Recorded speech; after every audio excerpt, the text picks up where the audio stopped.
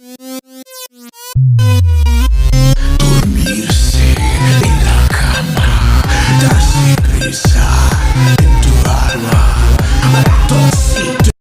Hello students, welcome back to our channel. Today in this video we are going to learn mathematics for class 5. Today in this video we are going to solve exercise 5b remaining questions. Then let's start. In the previous video we have already solved question number 1, 2, 3 and 4. Now we have to start from the question number 5. Then in the question number 5 we have to given a pair of fractions. जो fraction है वो pair में दिए गए हैं और हमें find करना है दे आर इक्विवेलेंट और नॉट, वे दोनों इक्विवेलेंट है कि नहीं। जैसे कि एक एग्जांपल आपके सामने है 5/6 एंड 15/12। हमें फाइंड करना है ये इक्विवेलेंट है क्या। क्लियर। तो इसके लिए आपको दो कंडीशन है, या तो इन दोनों को इसके सिंपलेस्ट फॉर्म में राइट करें या फिर सबसे इजी क्वेश्चन आपका है इनका क्रॉस मल्टीप्लाई कर दीजिए। फर्स्ट के न्यूमिनेटर को सेकंड के डिनोमिनेटर से और सेकंड के न्यूमिनेटर को फर्स्ट के डिनोमिनेटर से। अगर रिजल्ट दोनों सेम आएंगे तो बोलेंगे इक्विवेलेंट है, और नहीं तो फिर वो नहीं है। तो करके देखते हैं। तो 5 मल्टीप्लाइज ऑफ 12 कर देते हैं और यहाँ पे जो है 6 मल्टीप्लाई 15। इनका रिजल्ट आ जाएगा 12 5 जा 60 एंड 15 90, 56 जा 90। क्लियर हुआ। यहाँ क्लियर है कि ये जो इनका प्रोडक्ट है वो सेम नहीं है, so that this both fraction are not equivalent. ठीक है, ये इक्विवेलेंट नहीं है, ये दोनों फ्रैक्शन इक्विवेलेंट नहीं है, यानी ये इक्वल भी नहीं होंगे। Clear. Like this one more we have to check कर लेते हैं एक और फ्रैक्शन को। और जैसे कि सेकंड इसी का है B 3/4 and 12/16. Now we have to check. So first cross multiply by 3 into 16 and here 4 into 12. ये हो जाएगा 16 3 जा 48 और 12 4 जा 48। क्लियर। तो इस तरीके से देखेंगे यहाँ पे दोनों रिजल्ट सेम आ गया, so that both are equivalent, they are equivalent. Write कर सकते हैं दे आर इक्विवेलेंट, और यहाँ पे राइट कर सकते हैं they are not equivalent.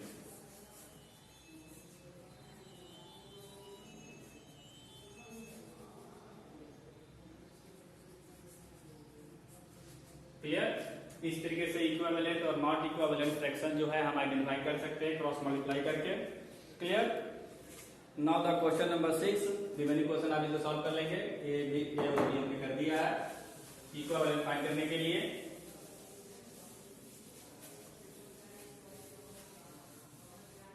Now the question number 6, fill in the blanks by greater than, less than or equal to। तो इसका भी रूल आपका वही है, क्वेश्चन नंबर 6, 7 और 8 है उसी टाइप का। एक एक करके फाइंड करते हैं। तो फर्स्ट इक्वेशन जो आपका है क्वेश्चन नंबर 6 का है, ये question 7/9 and 6/9।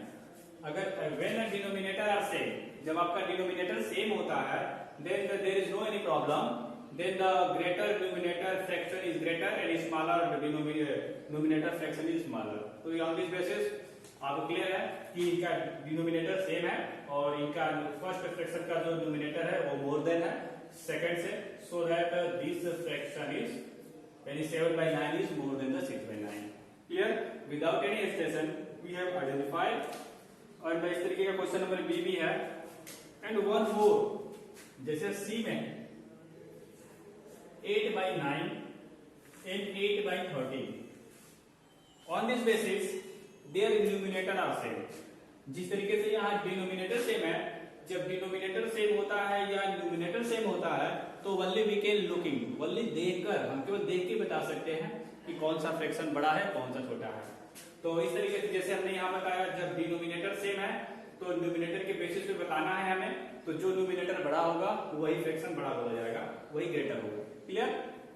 And when numerator are same, जब न्यूमिनेटर आपका सेम होगा तो उस कंडीशन में अकॉर्डिंग टू डिनोमिनेटर हमें डिसाइड करना है कि which fraction is more than. तो इस कंडीशन में जो ग्रेटेस्ट डिनोमिनेटर होगा वो स्मॉलर फ्रैक्शन हो जाएगा, और जो स्मॉलर डिनोमिनेटर वाला होगा वो ग्रेटेस्ट हो जाएगा। तो इस रूल के हिसाब से इसका डिनोमिनेटर बड़ा है यानी ये छोटा फ्रैक्शन बोला जाएगा, और इसका छोटा है इसलिए बड़ा होगा। तो on this basis this fraction is more then 8/9 is more then 8/40।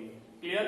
इस तरीके से न्यूमिनेटर या डिनोमिनेटर सेम हो तो उस तरीके से हम डिसीजन लेकर और सही तरीके से more than and equal to कर सकते हैं। क्लियर? तो क्वेश्चन नंबर 6 में न्यूमिनेटर या डिनोमिनेटर कोई ना कोई सेम है, तो ऑन दिस बेसिस हम सॉल्व कर देंगे। क्लियर? अब आते हैं क्वेश्चन नंबर 7 के लिए।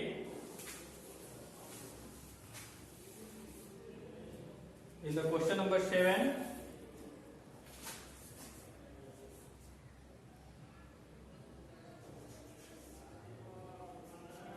1/2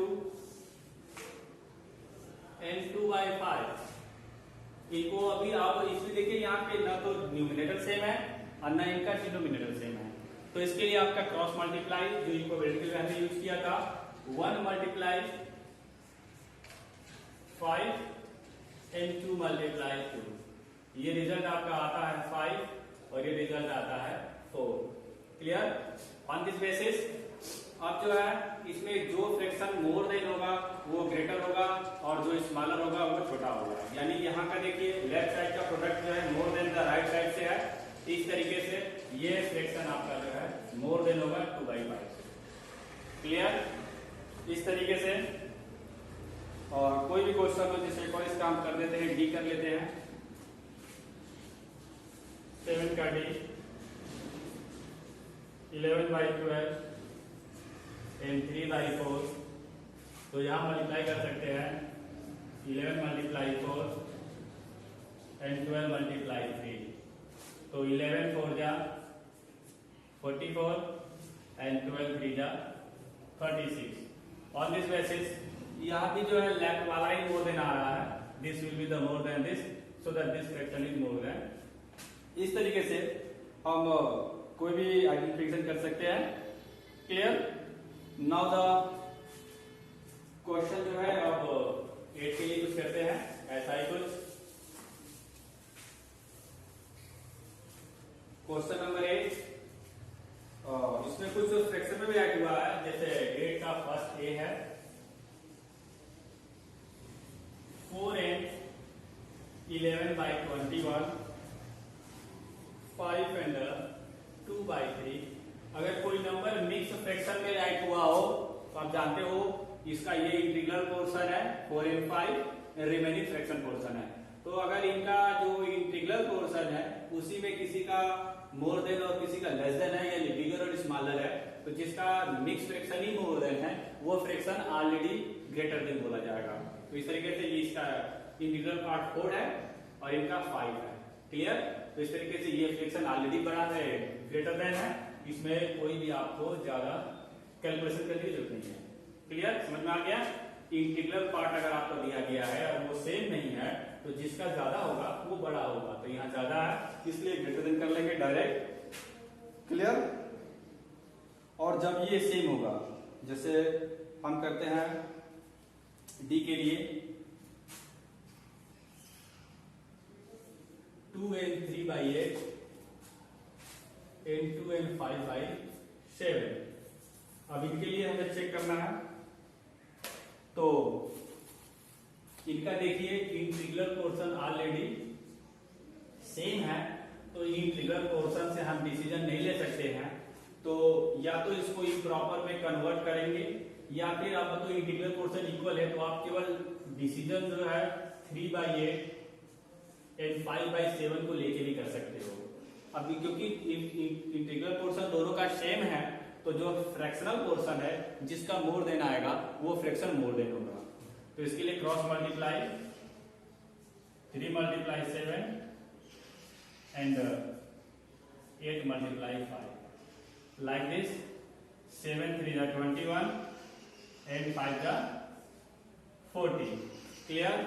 यानी क्या हो गया 40 इज मोर देन 21, यानी ये सेकेंड ये का जो फ्रैक्शनल पार्ट है वो मोर देन है फर्स्ट के, इसका मतलब ये जो सेकेंड फ्रैक्शन है this will be the more than the first. Clear?